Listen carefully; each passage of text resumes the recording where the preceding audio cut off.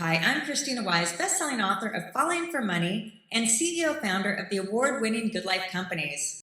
I'm passionate about helping women thrive in business, with money, and in life so that we can truly live a good life.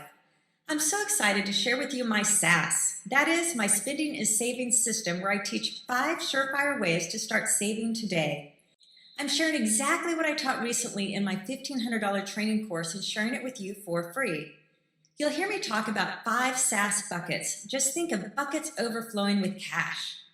And you'll also hear about my prosperity mapping system, or money map as I sometimes call it. When watching the training, keep in mind that my SAS system I'm teaching you here is just one part of that 5-part prosperity mapping system. You'll also hear some new ways I talk about money, like ARM, which stands for Annual Required Minimum Expense. If you hear any other terms that are new or require some additional explanation, just put your questions in the box below. I'll be sure to respond. Now, let's get started so that you can take home more of that hard-earned cash. So these buckets, I'll share what we do. We have a savings account for every bucket. So that's the way Gary and I keep our money organized. Some people want to put it all in one bucket, and if you can do that, more power to you. But this helps us allocate our money, and we only spend what's in the bucket if it's reserved for spending or whatever, or savings, and we'll get into that later. But we have a savings account. We even pay some extra fees in order to keep this system going, but it's much better for us personally than commingling and spending too much and getting confused. What are some examples of unplanned expenses? Car repair, deductibles, anything else? Emergencies, dishwasher goes out.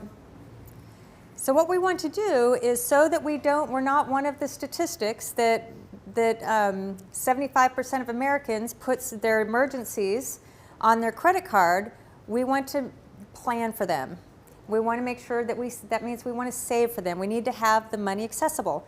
Because if we spend all this $48,000 on other stuff and we don't have that money put aside, where are we going to get that money from? Unless mom and dad's willing to write a check, it has to go on a credit card. Thank goodness, I guess we have credit cards sometimes, because what would we do? So that's planning for the unplanned. On average, it costs a family, an average family, $2,000 a year of unplanned expenses. So if you budget, you'll know more or less how much your unplanned expenses tend to be year over year. But if you don't have a number there, just use 2,000. That's the average. So why do people find themselves in the red? Because if you're spending all of it, and you don't have anything allocated towards the rainy day, then that $2,000, if that happens every year, okay, $2,000 a year on your credit card this year, $2,000 the next year, $2,000 on the credit card the next year, $2,000 on the credit card the next year, and we're paying our minimums, hoping it'll one day all pay itself off, and what happens? That's how it's so easy to get in debt. It's why it's so easy that our finances get out of control. And we're working hard. Who's not working hard? Who's not busting their ass trying to pay their bills? Right? So it's not a matter of not working hard. It's not a matter of not being responsible. Like everyone here is a responsible adult. It has nothing to do with that. We don't look at our money holistically and work it and make sure that we have it allocated certain places so that we have it when we need it. So on the unplanned section, we need to know how much maybe we need for those deductibles. You can add up all your deductibles if you wanted to, your car deductible and your house deductible and your health insurance deductible, like if you had the ACL reconstruction that we talked about. You can also look at what kind of household emergencies do you have. So if you have that number, great. But if not, let's just use the number 2,000. That $2,000 on average. So what is $2,000 divided by 12? I think it's roughly $167 a month. So do we need that $2,000 every single year? Assuming that on average it's $2,000, you're going to need $2,000 a year in this fund, right? Is this your money? It's really not your money, because it's going to be the repairman's money. It's the future. We're paying our future self up here. We're paying the future repairman here, right? So that's why it's important. Now, where do we put this money? So this is like your rainy day fund, your emergency fund. Well, where do we put money in order to have access to it later on? Savings account. So we have a bucket here. It's a savings bucket that's called our rainy day fund, our rainy day bucket. And we know we need to have at least $2,000 in here to cover those rainy day expenses. Getting a car crash deductible, reconstruction on the knee surgery, the water heater goes out, the dishwasher goes out. On average, those are going to add up to $2,000 a year. Some people maybe a little bit less, some people a little bit more. But that goes into this rainy day fund. There's two parts of the rainy day fund, but one are those emergency expenses that we just talked about. We call those emergencies, those unplanned emergency expenses. So here, this is where you're planning for the unplanned. What Gary and I do is we break our savings up into 3 buckets. The first one's the rainy day bucket. We already talked about part of that. Now we're moving the $167 a month over here from that $2,000 unplanned expense that's in the ARM, but now we're in the savings part of the budget. And what we're going to save for is we're going to save what's called reserves.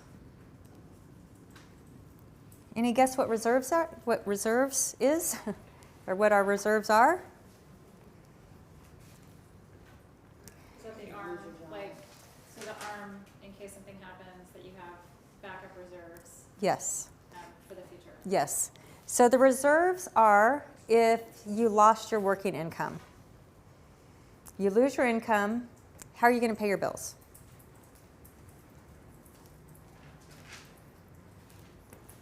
Another reason why we don't feel secure is because we don't have a cushion. And if we did lose our job, if we get fired, or if we want to quit our job and find something else, we don't have anything saved there, so we could go under very quickly. So the rule of thumb is to have 6 months of your ARM. Now, not 6 months of your $4,000. Why? Yeah, because we have to pay our ARM bills, otherwise we're kicked out of our house and we lose our car and our utilities get turned off, right? So we just care about our required expenses, and that's why it's really important to know. It's one important reason why we want to know our ARM distinct from everything else. But we want 6 months ARM. So how much in our example is 6 months of an ARM? $30,000.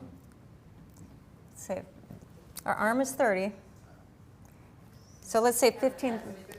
So $15,000. So if our ARM is 30, that's $15,000. Now, how many of us can save $15,000? Probably not many of us. So that's okay. There's not too many of us that can just even break that up to monthly to get that $15,000 savings. We just need to know that over time we want to build that up, not expecting we're going to have to dip into that reserve anytime soon. Again, it's just another build up until we get here, and then we don't have to fund it anymore. So we're funding this someday maybe.